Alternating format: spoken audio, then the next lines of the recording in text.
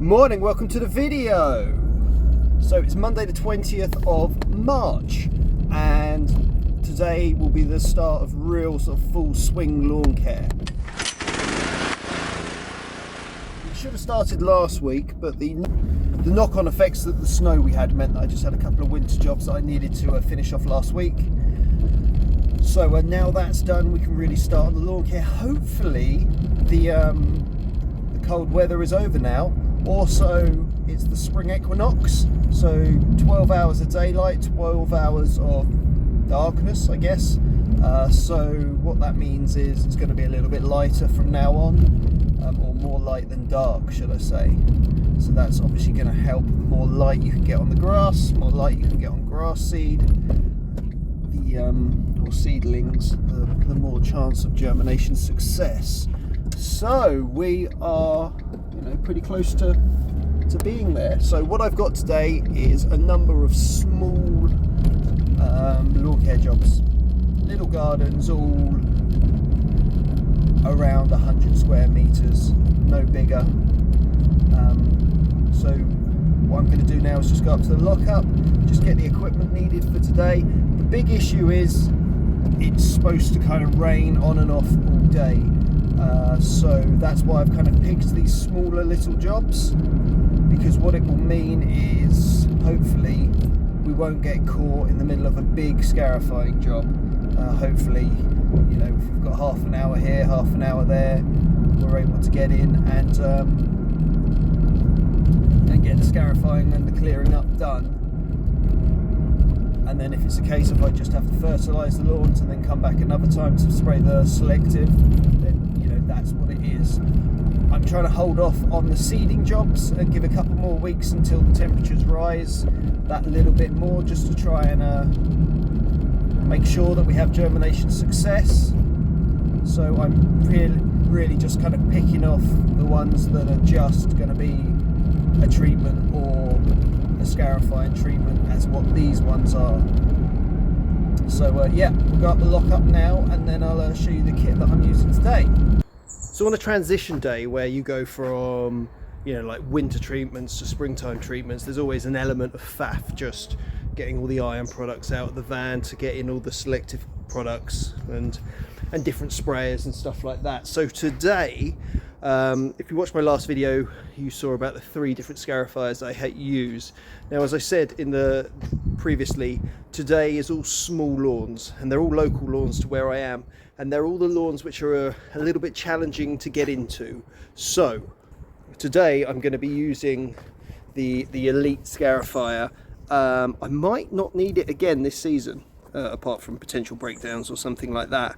But and you will see why. I will try and record as much as I can at these properties, but this is obviously the first time out this season. We get to the property and realise the mower doesn't start, the Scarifier doesn't start. First thing we're going to do is just check the oil. This is a Briggs, so we just rest the threads on top. There's plenty in there. I mean, I can literally see it, so there's no issue there. And then all I want to do is just start the Scarifier up, just to check it's starting, and we have no issues on the job. There's a little bit of aspen in there, so that's great, so there shouldn't be stale. So switch on, choke on, fuel on. Oh, first time.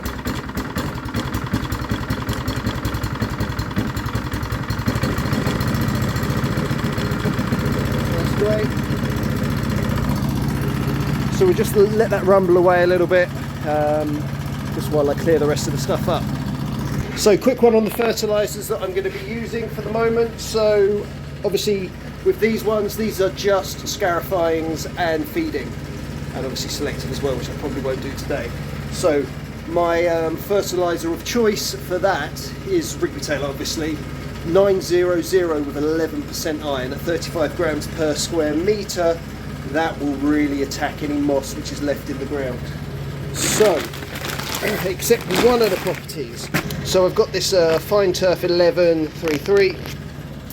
I've got one property where they had a real issue with the last lawn care providers. They had this brand new patio put down, and then the lawn care, and they had a new lawn laid. Lawn care company came in, chucked a load of iron products down, didn't clear it up properly, stained everything. The clients are now really hesitant because of that. Even though I say I'll do it properly and I'll clear it up, they're really hesitant to use iron products. So I don't want to be putting 11% iron down at 35 grams per square metre. So what I'm going to do is, throughout the season, I opt to use different stuff. Obviously the iron treatment, the liquid treatment I did, I did use obviously iron. That was in a knapsack. I was very, very careful. I took 2 pairs of shoes. So I had like my dry shoes, and then I put down a couple of, that was close. I put down a couple of waste bags so I could tread onto the waste bags, change my shoes over to my wellies, step onto the lawn, very, very carefully spray the lawn. I probably left, you know, a good inch or so buffer, particularly where the patios were. I'm okay with that. I prefer to miss a little bit than to over and obviously spray an inch of patio and then have to deal with that. So this will be going down on one of them, and then there we go. 900, 11% iron, and that actually gives you some really good results. Obviously, if I'm going to be scarifying and then scarifying and then seeding, top dressing, etc., I'm not going to be using the high iron content, so I'll be going with something more like that, Rigby Taylor 8128. So they're the products I'll be using, and I'll be spreading all the fertilizer with the Rigby Taylor fertilizer spreader. Now the reason why I use the Rigby Taylor fertilizer spreader is because when you get it, you get the application rates. So for instance, today we are using Fine Turf 900, so then we can come down here, and if I want to put it out at, no, that's the wrong one, 25 grams per square metre, I know I need to put it in at 14.5 on the settings. 30 grams, put it down at 16 on the settings, and if I want to put it down at 35 grams per square metre, I know that I can put it down at 17.5 on the settings, and obviously that's applicable to everything they do. And then you can see that where they've brought out other products since this has been released, I've spoken to one of the sales team, and they've advised me as to the common settings for those new products. So yeah, so that's a little bit about my spreading setup. Right, I think that's run enough now, so we'll get everything set up and then we'll get on to the first job.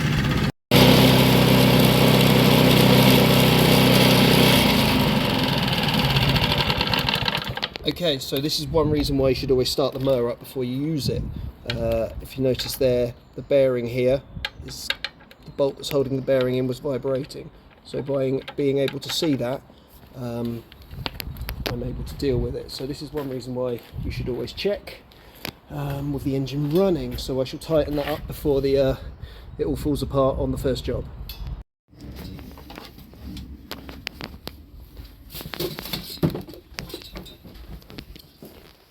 Oh, yeah. Hello.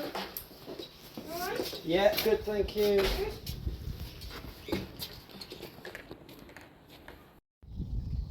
Okay, so in the last little clip there, you just saw me walking through kind of a house, I suppose. That just shows you some of the tight areas that you might get caught in. If I show you now this one, and it is beginning to rain. This is just a little front lawn. Shows Scarifying up. Now this is one of the smaller areas. So you've got the steps, you've got the gate, but you've also got the downpipe. So actually, it's not the width of the gate that's the issue, it's the width of the gate from this side to the downpipe.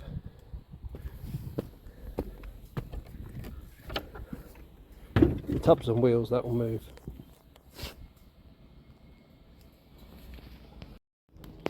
So this is another reason why I love the scrapers on the Cameron. I'm now going to walk it or lift it up the steps, push it across the patio onto the main lawn, and it's all this stuff here that's going to end up going onto the patio and potentially kind of giving it a mud stain, which will, you know, wash off and it'll be fine, but why do it if you don't have to? So what it means is I manually have to scrape these wheels, which is a bit of a pain. Okay, so that's that job done just. There was a couple of periods where it's tried to rain, but nothing really came of it, and like the final clear up blow with just to get the fertilizer tidied up, then it started coming down. So yeah, timed that one pretty well, which is good. So all the fertilizer now starts to be watered in nicely. It's now 1:25, so really it's a case of probably have some lunch now while it rains, and then see what comes of the afternoon. So rained a bit heavier than what I thought, so I thought I'd nip home, have some lunch, and it seems to have got a little bit harder and a little bit more consistent, so we shall see. I should get on with some paperwork. It's a nice opportunity to do that, and we'll get on, but it might be it for today with regards to Scarifying. We shall see. Okay, so unfortunately rain has stopped play. I thought there was an opportunity after lunch that it would stop raining, or it had stopped raining, and then just as I was like, right, okay, I think I can get one more in, heavens opened and has done periodically throughout the afternoon. So that's pretty much it. So tomorrow I've got a bit, if everything goes to plan, I've got to cut and Scarify a big old job, so I won't need this again tomorrow. I might try and get one of the smaller jobs in the afternoon, but that would be the one that I don't need the smaller Scarifier for, because it's nice and flat, although it is a small lawn, so I can get away with using the Cammon.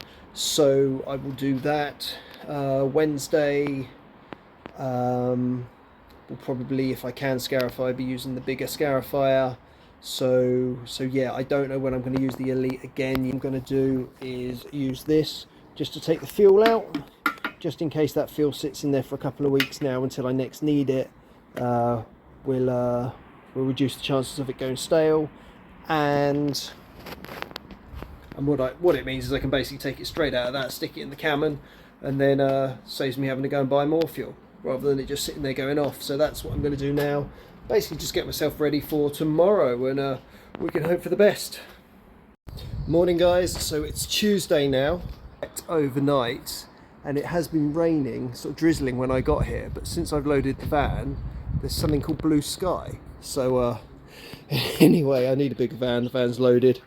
So today, one big lawn, which is a weekly mowing client as well. So we've got the Hater 56, which has the new sports metal brush on, which is a story in itself. So that basically, because it's got the brush on, it's coming further back, taking up more room. Somewhere in there is a billy goat blower. Then we've got the Cammon Scarifier, we've got the Time Master, obviously strimmer, brushes, rakes, shovels. So the plan will be get the lawn cut at worst, at best get it scarified and fed as well, and also then get to one of the jobs that I didn't manage to do yesterday, and that would be the one that doesn't have any steps, so I don't need to worry about trying to get the Scarifier up onto the lawn, because it's nice and flat. I can just use the Cammon, so there's no issues there. The only thing I wanted to do was run over with a mower afterwards. Maybe I can do that with the Hater, perhaps, but I was hoping to use run the Ego over. Depending what time I have, once I get back, I might be able to nip back and swap stuff over, because I would have used the small little blower rather than the backpack, because it's actually quite a small lawn, but we should just wait and see what happens there. So anyway, I need to crack on and make the most of this brief bit of blue sky. Okay, so it's rained all morning. It's stopped for a little bit, but what I decided to do is carry on with the mowing. If I show you here, so that side hasn't been streamed, and this side very, very wet, has been striped, and we're using the striping brush. So I think it stood the stripes out pretty well. few burn patches from the dog. Not a great deal you can do about that. So yeah, what I'll do is I'll get the whole lawn cut, check the weather again, and maybe scarify one of the lawns. I don't want to start scarifying and then it gets wet, so we'll just play it by ear. Okay, so lawn has been striped up and cut. Lots of dog burns on this one, unfortunately, and it's also got heavy usage for football. So what can you do other than stripe it up? So we're going to scarify it. The weather looks as though it's not going to rain this afternoon now. Looks as though it's wet tomorrow, so we'll give it a go. That's kind of tight, you know. It is what it is this time of season. I've got to start getting these jobs done, otherwise the backlog is going to be ridiculous. So yeah, it seems pretty dry. It's striped up quite well. So if we've got time, we will jump on that as well. But it looks pretty wet tomorrow as well, so we'll do what we can.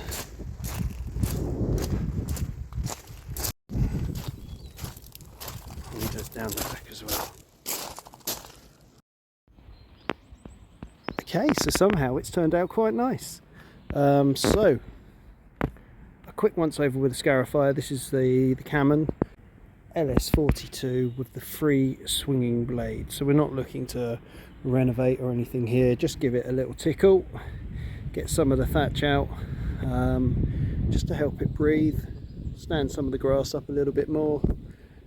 Yeah, so pretty good. So it looks pretty good. So I will probably clear this up now. I would normally go and do the front now and then let it dry a little bit, but what I don't want is if this sun is followed by rain clouds, I want this cleared up as soon as I can.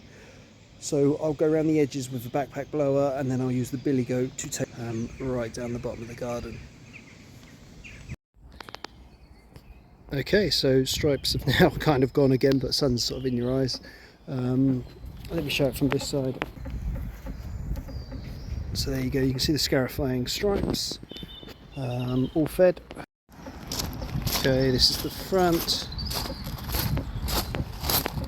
So it's just a light Scarifying. There's your Scarifying lines. Again, it's all fed now, so with the rest of the rain which is coming in this week, we'll water it in nicely. Then I'm due back here in 2 weeks to continue weekly maintenance for the rest of the year. Had I known the weather was going to be like this, I wouldn't have gone to the bother of striping the lawn with the 56 Pro. I would have just took the Time Master over, smashed it down and then cracked on. But what I didn't want to do is, this is a client who I stripe whenever I mow, so had the rain been too bad that I couldn't have scarified, I wanted to leave stripes in the ground. So I've done it a little bit of a long-winded way, but I think the client will really appreciate the way that I have done it. Really appreciate the way that I have done it. So yeah, that's that. Next visit I'll probably do the selective. Again, I didn't bother bringing selective in case it was going to be wet.